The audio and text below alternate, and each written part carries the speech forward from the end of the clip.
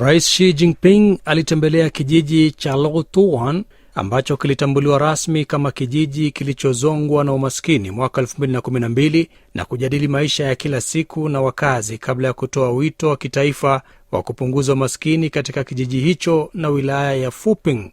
Kwa msaada mkubwa kutoka kwa serikali kuu na za mitaa, kijiji hicho kilifanikiwa kuondoa umaskini mwaka 2017 hasa kupitia sekta ya uyoga.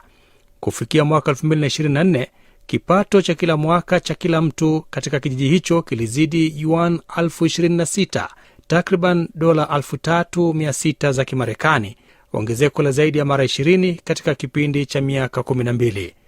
Wakati serikali ya eneo hilo ikiangalia utajiri huu mpya, pia inashirikiana na vijiji jirani ili kuwasaidia katika njia zao za maendeleo. Barabara mpya sasa zinawaunganisha wakazi wa Lo Tuwan na mabanda 18 ya uyoga yaliyosimikwa kwa msaada wa serikali katika kijiji cha Bei Shuyu kilichopo takriban kilomita 70 kutoka hapo.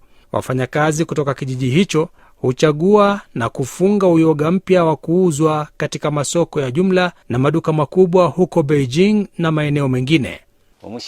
Katika mwaka mpya hatutaimarisha tu uchumi wa kijiji cha Lo Tuwan, bali pia tutasaidia vijiji jirani kufanikiwa pamoja.